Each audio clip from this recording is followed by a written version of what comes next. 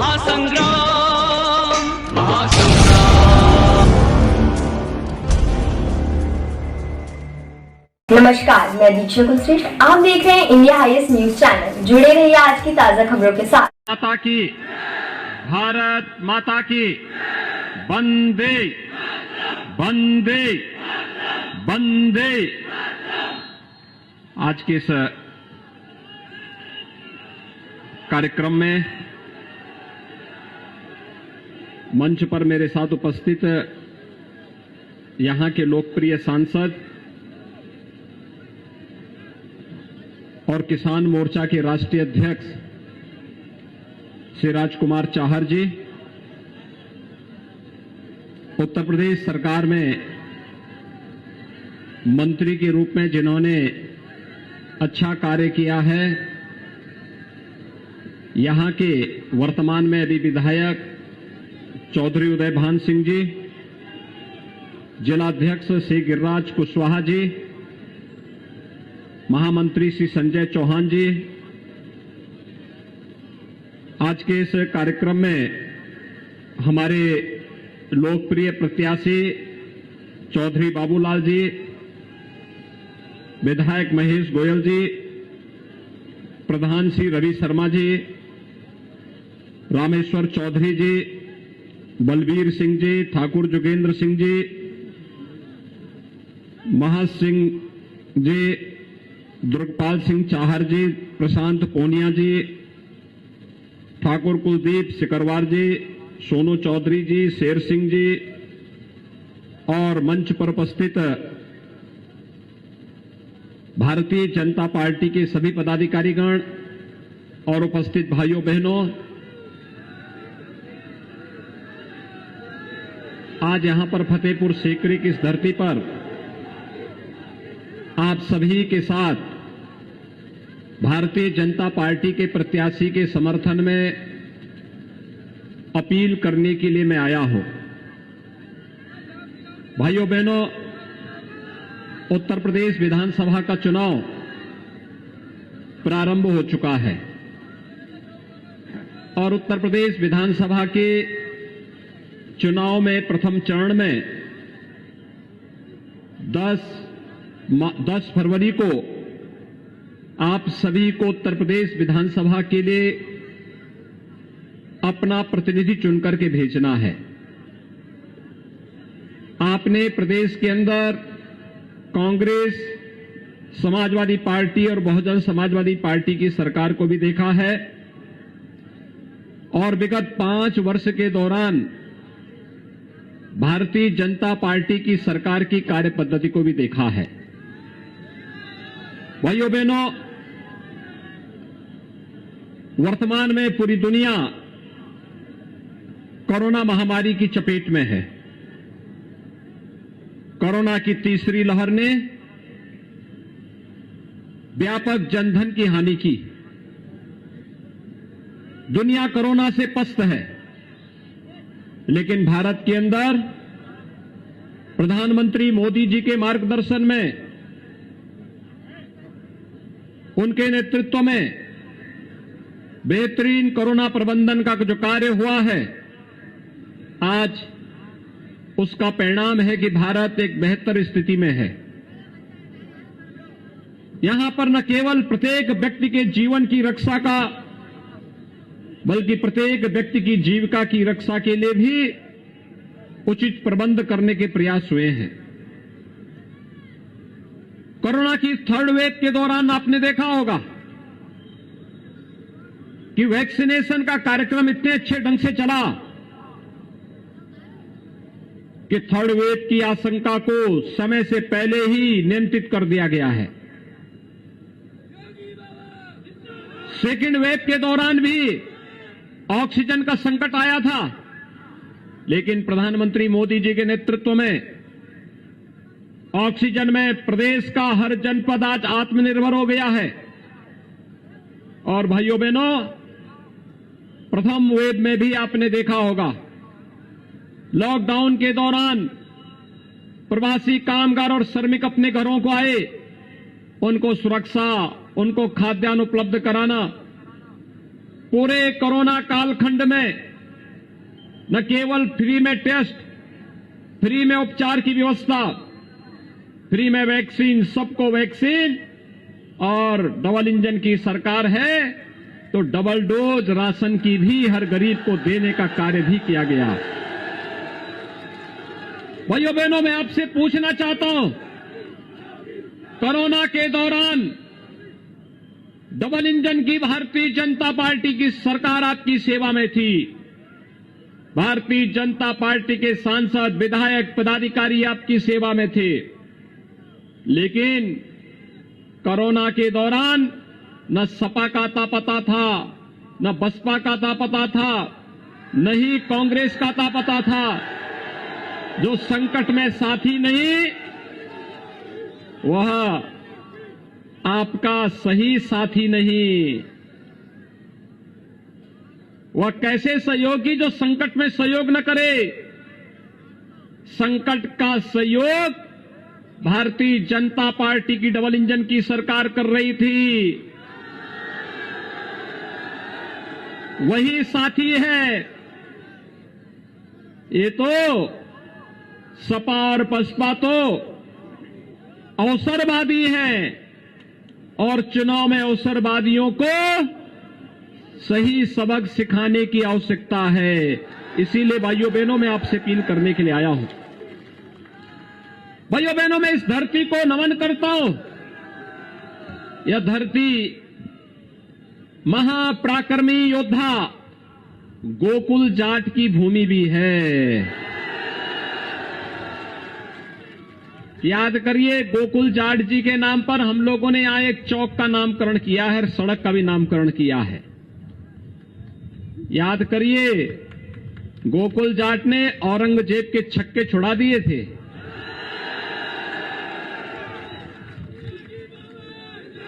भाइयों बहनों, समाजवादी पार्टी की सरकार ने यहां पर जो औरंगजेब गोकुल जाट के खिलाफ निर्मम कार्रवाई किया था, और जिस गोकुल जाट जैसे महापराक्रमी महायोद्धा को औरंगजेब के खिलाफ लड़ना पड़ा था, क्योंकि वह धर्म और संस्कृति को रौंदने के लिए आया था, तो एक वीर योद्धा के रूप में गोकुल जाट के नेतृत्व में यहां के योद्धाओं ने उस विदेशी आक्रांता के खिलाफ युद्ध का मोर्चा लिया था। भाइयों बहनों, समाजवादी पार्टी की सरकार ने गोकुल जाट को सम्मान नहीं दिया, बल्कि समाजवादी पार्टी की सरकार तो आगरा में एक म्यूजियम बना रही थी औरंगजेब के नाम पर। हमने कहा म्यूजियम औरंगजेब के नाम पर नहीं बन सकता, आगरा का म्यूजियम छत्रपति शिवाजी के नाम पर बनेगा, और छत्रपति शिवाजी म्यूजियम आज आपके आगरा में बन रहा है। भाइयों बहनों, सपा हो, लोकदल हो, बहुजन समाजवादी पार्टी हो या कांग्रेस, ये सभी लोग जन आस्था के साथ तो खिलवाड़ करते ही थे, जनता को सुविधाओं से वंचित भी रखते थे। विकास कार्य ठप पड़े थे। विकास का मतलब सफाई का विकास, नौजवानों को रोजगार का मतलब सफाई को ही सारा चला जाता था, आगरा वंचित रह जाता था। आज तो आगरा को वायु सेवा से भी जोड़ दिया गया है। आज तो आगरा में मेट्रो का काम भी हो रहा है। अब तो हम लोगों ने आगरा में गंगा जल उपलब्ध करवा दिया है। और भाइयों बहनों, हर घर नल की योजना, हर घर में शुद्ध पेयजल उपलब्ध कराने की कार्रवाई भी हमारी सरकार बहुत शीघ्र करने जा रही है।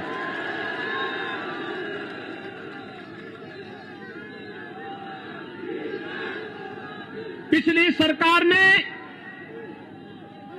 सरकार ने समाजवादी पार्टी के नेतृत्व की जो सरकार थी, उस सरकार ने गरीबों का, वृद्धजनों का, विधवा महिलाओं का, दिव्यांगजनों की पेंशन को बंद कर दिया था।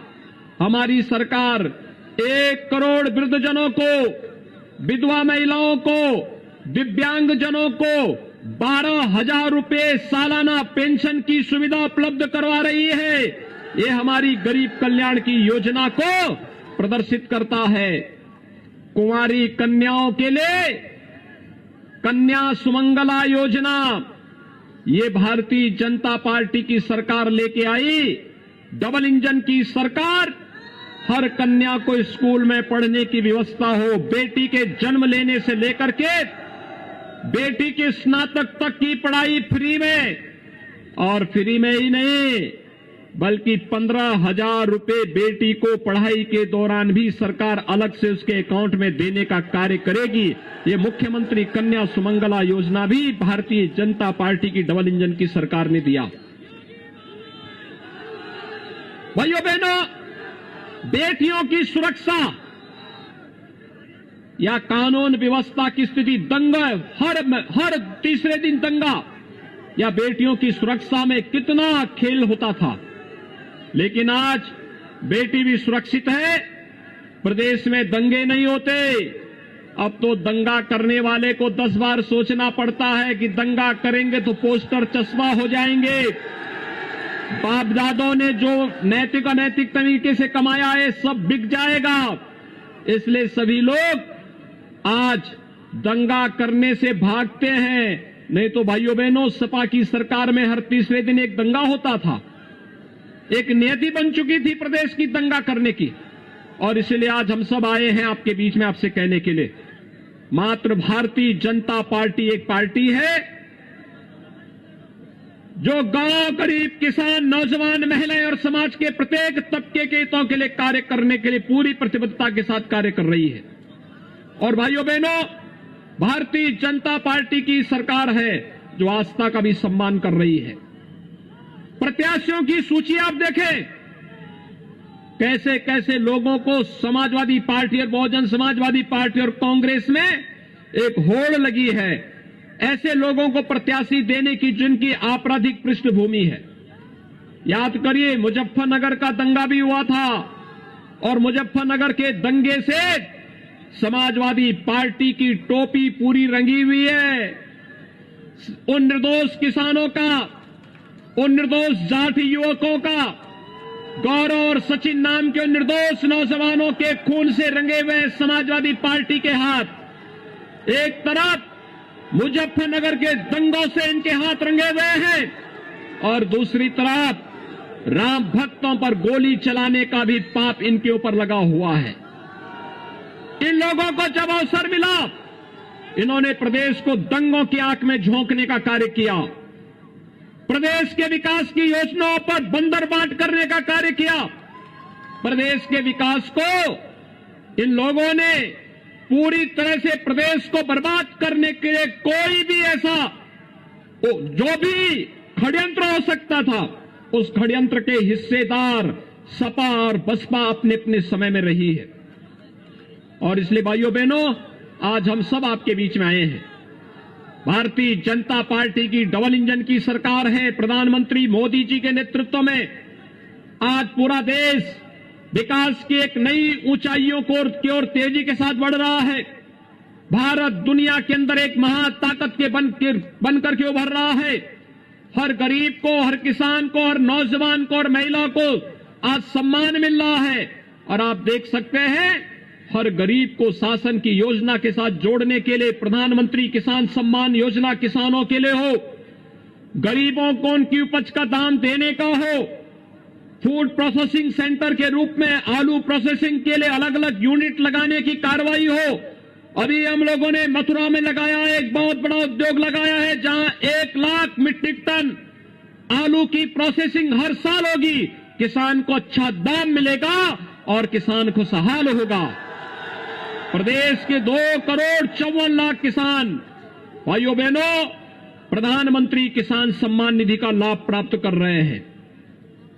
प्रदेश के अंदर किसानों की कर्ज माफी का कार्य भारतीय जनता पार्टी की डबल इंजन की सरकार ने किया था।